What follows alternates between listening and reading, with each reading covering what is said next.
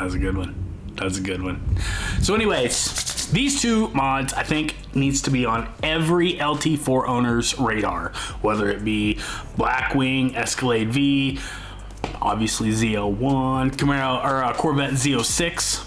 I about did it. I about did that. These two modifications are actually what I like to think of them as actually being not really like a milestone that you need to achieve, but honestly, in my own opinion, the best analogy I can think of is that if, you know, what if GM sold you an LT4, but only, you know, you pulled the head off and every other hole was empty. So they only gave you 4 pistons and rods out of that rotating assembly. That's kind of what they did with this as far as giving us direct injection. I know a lot of people like to run the 30% over high side, 30% over injectors, and run like a DSX low side and call it good. Been a lot of data, and there's a lot of people that have a lot more credibility than me and my channel that have run actual live tests and say that's actually kind of garbage. This too high PSI created by, well, one of them, Mike Sitar. And Mike, if you see this video, I would love to shake your hand one day and sit down and have a talk with you, because honestly, Mike is like one of my favorite automotive legends out of current times. He's so smart. We kind of got screwed by GM. Now Mustang, they got PI and DI. It's port injection, direct injection. So they got PI, DI. We only got DI. Mopar, they only got port. With the fuel and the fuel delivery, it actually creates a lot of headroom to grow into. A lot. The DI system can get maxed out about 7. It varies. A lot of people say like 700 wheel, 750 wheel. That's about maximum volume. That's maximum flow for the DI system. The direct injection, I'm gonna be honest with you, I had my mixed feelings is when I first bought it and when I was going through the tuning phases and like, do I like it? Do I not? Is it a pain in the ass? Is it more of a, you know, is it more of a headache than what it's actually worth? But I'm gonna tell you what, after you actually go through the steps and the levels and you actually see what can become of the PIDI system, oh my gosh, it's insane. It's insane. So I'm telling you, this needs to be like on your radar.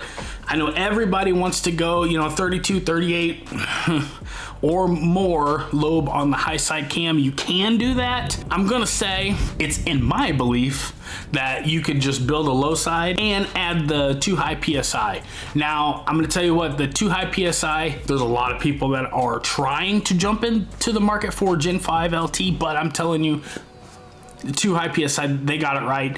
They got a head start, and with the reflex and everything, they're constantly making updates and upgrades and fail safes, and it's really, really impressive. And I think that still at like $66,000 or whatever the ZL1 originally MSRP'd at, it's still a hell of a deal. You need both of these mods. The lower pulley and the port injection, kind of yin and yang. Kinda. You can't have one without the other, but you know what I'm saying, you know, and kinda vice versa. The lower pulley, definitely. After spinning the blower harder with the upper pulley, putting a tune, running colder, and you know, E85 and everything, really woke the car up. It responded very, very well to it. And after listening to a bunch of people that have actually had experience running these 1748 Eaton blowers, okay, so I'll put it like this. You can push a blower up so high, and then after you find that limit, you can spin it too hard and be working yourself backwards, or the horsepower or whatever will stall out. Basically, here's what I did was I went through and I found that the 2650 R, and the R stands for 4 lobe, it's not race, stands for 4 lobe, and actually the Eaton 1740, which I think Mike Sitar and his partner actually had some influence on making to begin with, also with the C6 ZR1 2.3 liter. So getting back to the 2650, I did find on Camaro6.com that I found a thread in the forum, and it had a lot of people that had been doing some dyno testing. It was a couple years old, but you know, whatever. The number came up of 27,000. Now I know that the Eaton 1740 and the 2650, the helical twist is the same, and it's a 4-lobe rotor system. So it's just that the 1740 rotors are smaller, shorter, more compact. So that was kind of my range, goal, target, whatever you want to call it. After doing some investigating and digging, I found that I wanted to go, obviously, everybody pretty much goes incremental changes and pushes it here, pushes it there, and does a little testing or whatever. I didn't want to do all that. I just kind of want to go, I know from credible sources that these 1740s can be spun and spun hard. So I had a 2-3 upper, which is the smallest pulley you can go. Smallest pulley on the upper and the biggest pulley on the bottom is going to be the fastest that blower can physically be spun until somebody creates a bigger lower pulley or a smaller upper pulley. Fast forward a little bit, I hopped on a supercharger. You can just find like a supercharger calculator website, and this will give you the rotor RPM speed and all that calculated at what RPM. So I plugged in the 2.3 upper, and then I plugged in the 9.65 lower. That's the one that I bought. And at my red line, factory red line, once you plug that in, at 6,500, that was gonna give me like 27,000, just a little over 27,000. Perfect. If I went a little bit over, whatever. You know, I mean, these blowers like to be spun hard. If I see direct results on the dyno of the horsepower losing, stalling out, working its way backwards or whatever, I can always swap the upper pulley. The smaller the radius or the tighter the bend, the easier it is for belt slippage, and therefore I'm just, you know what I mean, if I go with a bigger lower pulley and I have to slow the rotors down, I can increase the size of the upper pulley, take some of that risk of belt slippage off, and away you go. Plus, the upper pulley is a lot easier to change than the lower pulley is. Too high PSI, and I'll give them a shameless plug here. They do have a lot of cool products. They do, I believe that there is just a little bit over a 10-inch lower pulley. That's the biggest that you can go, but when under acceleration and that engine is winding up, all that rotating force, there is a lot of complaint. I hear a lot of customers saying that they have the pulley rubbing on the frame or the sway bar. 2 PSI. Mike Sitar, dude, these guys are geniuses. Come to the day, they make a kit that will, or it's like a spacer kit that will move that pulley up it'll move it somehow away from the sway bar so there's no more rubbering issue. Didn't know that at the time I ordered my 965, but you know, now that I have the ATI balancer, these pulleys are cheap. You can interchange them for like 200 bucks. So it's more of a pain to get to it and take the belt off and blah, blah, blah than it is to, you know, actually order it. So all in all, here's what makes this kit amazing. You can take your stock blower to the max. This is gonna max your blower out, and it'll be done safely on the engine. Now this 2 PSI port injection kit, I'm telling you, for 2,500 bucks, just a little under $3,000, and I'll explain that here in a little bit. Even just moving it firewall forward, buying the kit for under hood, and leaving the bottom end alone, you're gonna see gains in that alone. Now I opted for the 1090 injectors. Hindsight, you don't need that, because I told them when I was, you know, building my kit, I said, I only wanna do this one time.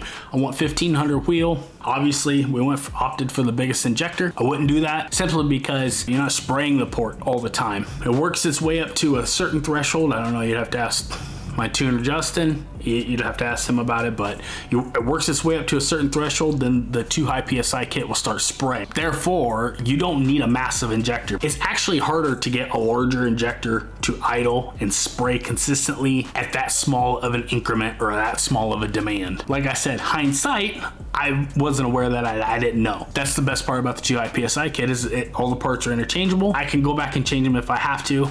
But as my hopes and my goals is to actually turn up the horsepower, I'm gonna be heading in the right direction. But I'm just telling you guys, for the guys that just want to build 1,000 horsepower and be done or whatever, you don't need all this. As a matter of fact, you don't even need the Dash 8 fuel rails. When I was ordering my kit, they told me the Dash 6 is enough for 1,500 wheel. Super freaking impressive. Super, super impressive. Now, as I'm recording this in third quarter of 2024, there's a lot of revisions being made to the Reflex, and they're actually making it to where it is. Well, there's a lot more safes and there's a lot more goodies being put into it. That's all I'm gonna say. I'm gonna leave it up to Mike and the crew to reveal the rest of it. All right, I'm gonna show you a clip here. And pretty much here's what I did was I tried to get underhood and I wanted to see the engine, but man, the LT4 underhood is just too tight tight. And everywhere I could fit the camera, the temperatures were just insane. I was afraid my camera was gonna stop working, and it was just a nightmare. So I got some shots outside of the car, just on the hood, and I kind of figured with that hood, or that heat extractor opened up like it was, I would get enough whine. But I'm telling you, I can even hear it in the cab. My car's loud, and I can still hear blower whine inside the car, and it is pretty sweet. So here's a couple. I just blipped the throttle at slow speeds.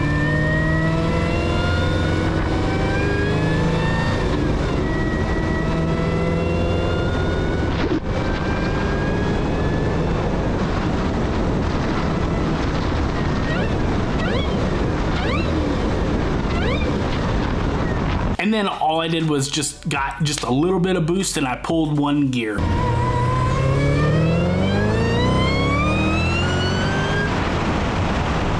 It's incredible, I'm telling you. When you're just driving like city stoplight to stoplight, you can hear the blower whine. Everybody loves it. It's almost like a Hellcat. Might even be better than Hellcat. I don't know. You tell me. Everybody wants heads and cam. Everybody sees that as like the goal, the target, but I'm telling you what, heads are $3 grand more. $3 grand or more. And I'm gonna tell you what, the camshaft, yeah, $500, but you're gonna have like another it's like $1,000 for the parts to get the kit in. And this is not an LS to where you can just do it in the driveway. These LTs are actually quite extensive. I know that the timing cover the oil pan goes over the top, so therefore the rack has to be dropped. It's a big job. Labor goes up, so does the dollar cost. Simply doing this for $2,500 plus another, $1,000 for a low side install, huge advantage. Plus your injector time, everything's just going to be so much more precise and accurate. As a matter of fact, just a little bit ago, I released a YouTube short. I just sat behind the wheel and I revved.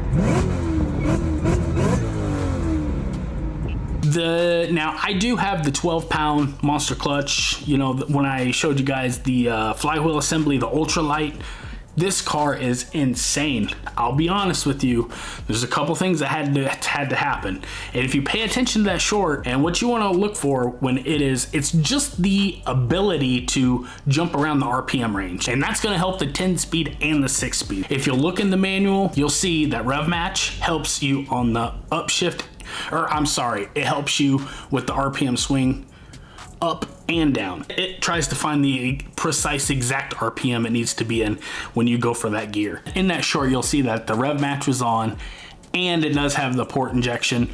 It's moving more air. There's with the 103 throttle body, there's a lot of things in combination, but that super lightweight flywheel and the port injection are the two biggest main factors that help the RPM jump around like it is. I know the LS9 got titanium rods and the LT4 didn't. That sucks, but it's almost like Porsche PDK. I've never seen a Camaro that has the ability to be able to jump around the RPM range like that. And it's because of the port injection taking a lot of the work off of the DI and adding PI. This needs to be on your short list. Full bolt on, add the port injection, you're gonna be a lot happier, I promise you. It's insane how far this kit will allow you to go. Now, I will say this, if you hop on the website, you buy port plates, you have to buy the kit. So you buy port plates. I went with the SC. The SC stands for stock coil. You can pick your injector size. I went with the 1090s. Obviously, I'm gonna recommend that a lot of you don't, because you're probably gonna be, 1,000 horsepower or less, or if you go 2650, cheaper injector is still gonna get you more than enough headroom, and it's probably gonna be even more precise than mine are. There's probably like a couple $100 in underhood, hoses and fittings. Boom. The LT4 will allow you to get super far. I mean, a lot of power without even opening up, and that saves you money. Tell me what you think, guys. These two mods, lower pulley, port injection, I think right there with heads and cam. Not kidding. Hope you guys are having an awesome day. Take care. We'll see you guys on the next video. Until then, later.